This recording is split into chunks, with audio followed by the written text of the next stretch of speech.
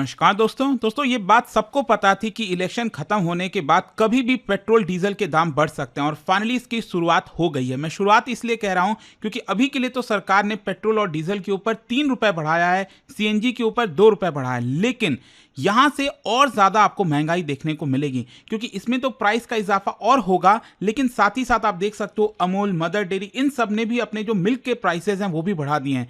कहने का मतलब यह है कि आम जनता के ऊपर काफी बड़ा असर होने वाला है इसका। तो इसको डिटेल में हम समझेंगे और मैं आपको यह भी बता दूं, आज पीएम मोदी यूएई गए हुए हैं, वहां पर मुलाकात करेंगे। क्या यूएई से हमें कोई फायदा हो सकता है, एग्रीमेंट क्या होने वाला है, वो सब कुछ मैं आपको डिटेल से बताऊंगा। चलिए आगे बढ़ते हैं, लेकिन उससे पहले आप सबको बता दूं, आप में से जो भी लोग यूपीएससी की तैयारी कर रहे हैं, आज रात 12 बजे तक आपके पास समय है 50% flat discount plus double validity का फायदा उठाने का। कोई भी यूपीएससी कोर्स आप लोगे, अगर आप उसमें प्रीलिम्स, मेंस, इंटरव्यू सब कुछ की तैयारी करना चाहते हैं, 1-to-1 मेंटरशिप लेना चाहते हैं, मेंस रेसिडेंशियल प्रोग्राम, और जो भी फी आप पे कर रहे हो वो रिफंड भी हो जाएगा अगर आप प्रीलिम्स क्रैक कर लेते हैं। बस आपको यूज करना है ये कोड अंकित लाइव, लिंक कमेंट सेक्शन में दिया हुआ है, और ये फोन नंबर है। कोई डाउट है, प्रॉब्लम है, इस पर कॉल करिए, मेरी टीम आपको अच्छे से गाइड कर देगी। चलिए शुरुआत करते हैं। सबसे पहले देखते हैं कि हुआ क्या है। पेट्रोल, डीजल और सीएनजी सभी के दामों में इजाफा हो गया है। स्पेशली पेट्रोल डीजल काफी मायने रखता है। आप देख सकते हो यहाँ पर जो रिवाइज्ड पेट्रोल के प्राइसेस हैं, दिल्ली में ये अब 97 रुपीज 77 पैसे पहुंच गया है। कोलकाता में तो 108 रुपए, 106 रुपए मुंबई में।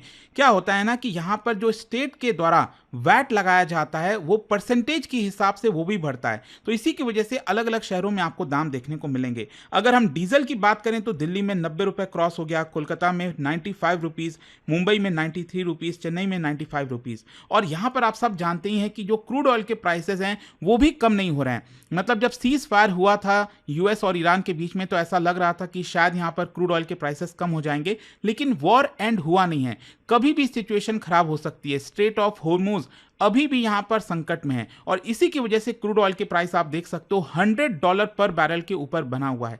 अच्छा, यहां पर सवाल यह भी है कि भारत में फ्यूल प्राइसेस क्यों नहीं बढ़ाए गए, क्योंकि अगर आप देखोगे जब इलेक्शन चल रहा था, इलेक्शन के पहले, तो यहां पर जितने भी कंट्रीज हैं दुनिया में, चाहे पाकिस्तान, अमेरिका, कोई भी आप ले लो, हर जगह पेट्रोल डीजल के दाम बढ़े, भारत में नहीं बढ़ा। एक सबसे बड़ा कारण तो यह है कि पहले से ही सरकार ने यहां पर बहुत सारा टैक्सेस लगाया हुआ था। यहां पर जो एक्साइज ड्यूटी है, वैट हो गया स्टेट के द्वारा, इतना ज्यादा यहां पर सरकार पहले से लगा रखी थी, तो एक तो उसको कम कर रही थी सरकार, इसकी वजह से दाम नहीं बढ़ा। दूसरा, चुनाव। आप सब जानते हैं हमारे देश में जब भी चुनाव आता है तो सरकार इन सब के ऊपर काफी अच्छे से नजर रखती है कि कहीं लोगों का सेंटीमेंट ना बिगड़ जाए, लोगों का गुस्सा ना आ जाए, इन्फ्लेशन का concern, economic growth slow down ना हो जाए। तो ये सब कंसर्न होते हैं जिसकी वजह से सरकार ने ऐसा किया नहीं। लेकिन हाँ, ध्यान रखिएगा, ऑयल मार्केटिंग कंपनीज को लगातार नुकसान हो रहा था। खुद सरकार का यह कहना था कि हर महीने 30,000 करोड़ रुपए, इमेजिन, ऑयल मार्केटिंग कंपनीज कौन सी, जैसे Indian oil corporation, Bharat petroleum corporation limited, Hindustan petroleum, तो इन सबको काफी नुकसान हो रहा था। ये जो कंपनीज हैं भारत के फ्यूल स्टेशन का 90% कंट्रोल करती हैं, और जब भी क्रूड ऑयल प्राइस बढ़ता है और भारत में पेट्रोल डीजल के दाम वही रहेंगे तो जाहिर सी बात है उनको यहां पर नुकसान चुकाना पड़ेगा, गवर्नमेंट को कंपनसेशन देना पड़ेगा। अल्टीमेटली आपका जो टैक्स का पैसा है वही यहां पर लगने वाला है। अच्छा, एक चीज और समझिएगा, डीजल इतना इंपॉर्टेंट क्यों है पेट्रोल के मुकाबले। देखो, पेट्रोल तो क्या है, आप प्राइवेट गाड़ियों में, मिडिल क्लास कम्यूट करता है, बाइक में, इन सब में पेट्रोल का इस्तेमाल होता है।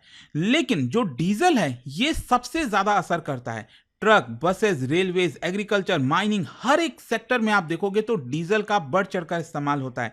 तो डीजल की वजह से इन्फ्लेशन का सबसे ज्यादा खतरा आपको देखने को मिलेगा। जैसे अगर ट्रांसपोर्ट महंगा हुआ क्योंकि डीजल के दाम बढ़े, फ्रेट चार्जेस इंक्रीज हो गया, लॉजिस्टिक कॉस्ट इंक्रीज हो गया। अब आप देखना हर जगह, चाहे आप टैक्सी बुक करो, कुछ भी बुक करोगे ना, तो उसमें बार बार आपको यही जवाब दिया जाएगा कि देखो सर क्या कर सकते हैं, डीजल के दाम बढ़ गए हैं, और इसकी वजह से गुड्स के प्राइसेस महंगे हो जाते हैं। कोई भी, चाहे फ्रूट, वेजिटेबल, हर जगह इसका असर होगा, और इसकी वजह से फूड इन्फ्लेशन बढ़ सकता है। और जब फूड इन्फ्लेशन बढ़ेगा या ओवरऑल इन्फ्लेशन बढ़ेगा इकोनॉमी का, तो आपको क्या लगता है आरबीआई क्या करेगी? आरबीआई अल्टीमेटली मॉनेटरी पॉलिसी में जो यहां पर रेपो रेट को कम कर सकती थी, सस्ता लोन हो सकता था, वो अब नहीं हो पाएगा।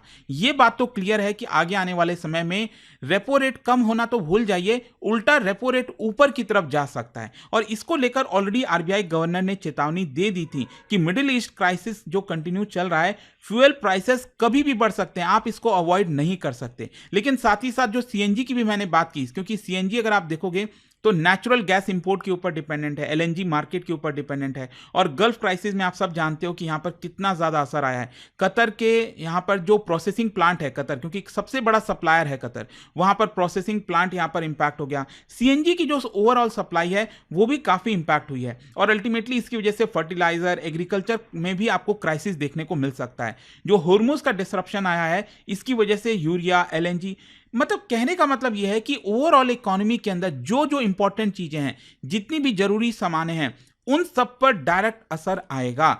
और यहां पर एक सबसे सरप्राइजिंग बात मैं आपको बता दूं कि फ्यूल प्राइसेस 16% और बढ़ेंगे, तब जाकर हम पिछले लास्ट ईयर वाले सिनेरियो पर आ पाएंगे। मतलब अभी तो ये 3-3 रुपए बढ़ा है ना पेट्रोल डीजल में, ये एनफ नहीं है। जिस तरह से क्रूड ऑयल के दाम बढ़े हैं, $65 से $100 पर बैरल के ऊपर चला गया है, यहां पर पेट्रोल डीजल के दामों में 16% इजाफा और हो सकता है। ये हाई चांसेस हैं। हो सकता है 4-5 दिन बाद, 15 दिन बाद, महीने भर बाद सरकार अचानक से 5 रुपए बढ़ा दे, फिर 15 दिन बाद 5-10 रुपए बढ़ा दे, तो ऐसा चांसेस है। अच्छा, अब क्वेश्चन ये है कि ये भारत की इकोनॉमी के लिए क्यों इतना खतरनाक है। सबसे पहला, करंट अकाउंट डेफिसिट। भारत अपना ज्यादातर जो क्रूड ऑयल है वो इंपोर्ट करता है। ऑयल प्राइसेस बढ़ेंगे तो इसका मतलब इंपोर्ट भी बढ़ेगा, क्रूड ऑयल के दाम की वजह से और ज्यादा असर होगा। डॉलर भारत से बाहर जाएगा और ट्रेड डेफिसिट बढ़ेगा। ट्रेड डेफिसिट बढ़ेगा मतलब हम डॉलर ज्यादा खर्च कर रहे हैं और इसकी वजह से हमारा रूपी भी कमजोर हो रहा है, तो ये एक बड़ा असर आ जाता है। अब ये सारे सिनेरियो में अब आप देखिए भारत की इकोनॉमी क्यों संकट में आ सकती है। और सिर्फ भारत की बात नहीं है, पूरे दुनिया के लिए इस समय जो सबसे बड़ा खतरा है वो है स्टैगफ्लेशन का। स्टैगफ्लेशन का मतलब होता है कि इन्फ्लेशन भी बढ़ रहा है और ग्रोथ स्लो डाउन हो रहा है। नॉर्मल सिचुएशन में क्या होता है ना कि अगर आपका इन्फ्लेशन बढ़ रहा है तो ग्रोथ भी बढ़ना चाहिए, तब ताकि हम रियल जीडीपी एटलीस्ट निकाल सकें। अब उल्टा सोच के देखो, इन्फ्लेशन भी बढ़ जाए और ग्रोथ भी ना हो, ये बहुत बड़ी डेंजरस सिचुएशन होती है। क्वेश्चन ये है कि अब इससे निकला कैसे जाए, कुछ ना कुछ उपाय करना पड़ेगा। आज क्या है कि पीएम मोदी यहां पर 5 देशों के विजिट पर गए हैं, जैसे आप देख सकते हो नेदरलैंड, स्वीडन, नॉर्वे, इटली। लेकिन इन सभी में जो सबसे इंपॉर्टेंट देश है और जो आज ही पहले जाने वाले हैं पीएम मोदी, वो है यूनाइटेड अरब एमिरेट्स। और वहां पर मैं आपको बता दूं 2 मेन एग्रीमेंट होने जा रहा है, MOU, long term LPG supply corporation को लेकर और जो हमारा स्ट्रैटेजिक पेट्रोलियम रिजर्व कॉर्पोरेशन को लेकर। जो पहला एग्रीमेंट है ना, LPG supply pact, basically Bharat के लिए इसलिए इंपॉर्टेंट हो जाता है क्योंकि एक तो आप समझिए भारत में जो डोमेस्टिक कुकिंग सिलेंडर हो गया, क्योंकि विदेशों में आप जाओगे ना, यूरोप में, अमेरिका में, वहां पर ज्यादातर आपको इलेक्ट्रिक स्टोव देखने को मिलेगा। इलेक्ट्रिक जो स्टोव होता है उस पर लोग खाना बनाते हैं। भारत में ऐसा नहीं है, यहां पर एलपीजी बढ़ चढ़ कर इस्तेमाल किया जाता है। और उल्टा आपने देखा होगा, भारत में तो सरकार ने प्रधानमंत्री उज्ज्वला योजना भी निकाले थे ताकि जो गरीब हाउस होल्ड्स हैं उन वहां पर एलपीजी का इस्तेमाल हो। वो लकड़ी की वजह से जो धुआं निकलता है उससे उनको नुकसान ना हो। तो यहां पर एलपीजी की अगर शॉर्टेज होगी भारत में तो ये पॉलिटिकली काफी सेंसिटिव मुद्दा हो जाता है। और यूएई हमारे लिए इतना क्रिटिकल क्यों है, मैं आपको बताता हूं। 40% भारत का जितना भी एलपीजी रिक्वायरमेंट है उसका 40% सोच के देखिए यूएई के थ्रू आता है। So UAE is India's largest LPG supplier और इसी की वजह से हमारी डिपेंडेंसी काफी बढ़ जाती है। तो यहां पर बताया जा रहा है कि आज पीएम मोदी जब मिलेंगे तो वहां पर जो एमओयू साइन होगा उसमें 2 इंपॉर्टेंट चीजें होंगी। लॉन्ग टर्म सप्लाई कॉन्ट्रैक्ट, मतलब इंस्टेड कि हम स्पॉट में जब खरीदना है एलपीजी खरीदें, ऐसा नहीं, हमें लॉन्ग टर्म में एलपीजी की रिलायबल सप्लाई चाहिए।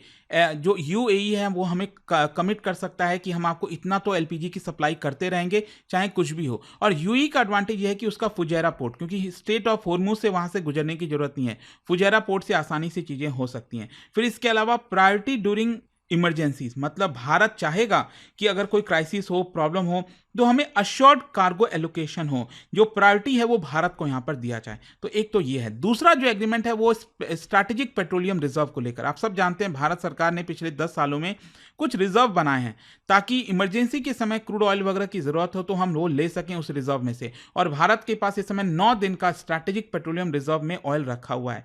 अब क्या है ना कि यूएई ने इसमें काफी मदद भी की है। 2018 में यहां पर हमारा और यूएई के बीच में एग्रीमेंट हुआ था जिसमें यूएई ने 5 मिलियन बैरल से ज्यादा का जो ऑयल है वो मैंगलोर के स्ट्रैटेजिक पेट्रोलियम रिजर्व में रखा है। तो ये भारत का पहला फर्स्ट एवर फॉरेन पार्टनरशिप था ऑयल स्टोरेज को लेकर। अब यहां पर जो नया एग्रीमेंट होगा उसके अंदर बताया जा रहा है कि जो स्टोरेज है उसको एक्सपैंड किया जाएगा ताकि यूएई ज्यादा भारत के अंदर ऑयल स्टोर करके रखे। यहां पर जो रिजर्व है वो बताया जा रहा है कि 5.3 मिलियन से बढ़ाकर 12 मिलियन मेट्रिक टन तक किया जा सकता है। और इसके अलावा इमरजेंसी रिलीज मैकेनिज्म, भारत और यूएई आपस में एग्री कर जाएंगे कि कब इसको रिलीज करना है, नहीं करना है। बट आई होप कि इस वीडियो के थ्रू आपको डिटेल जो जानकारी है पेट्रोल डीजल क्यों इंपॉर्टेंट है, एलपीजी, यूएई, वो सारा सब कुछ अब समझ में आ गया होगा। और जाने से पहले एक बहुत ही इंटरेस्टिंग क्वेश्चन, क्या बता सकते हो इनमें से किसका कैलोरीफिक वैल्यू पर किलोग्राम सबसे ज्यादा है? सीएनजी, पेट्रोल, डीजल, हाइड्रोजन, इनमें से आपको बताना है। और इसका जो राइट आंसर है आप सब जानते हैं, मेरे इंस्टाग्राम पर तो मिलेगा ही, वहां पर अगर आप नहीं हो कोई बात नहीं, टेलीग्राम से ले सकते हैं इसका सही उत्तर।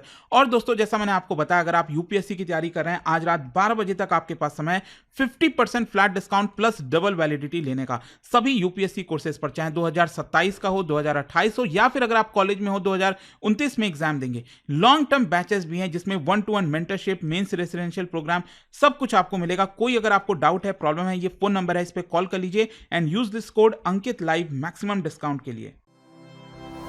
स्टडी IQ IAS, आपका सिलेक्शन हमारा मिशन।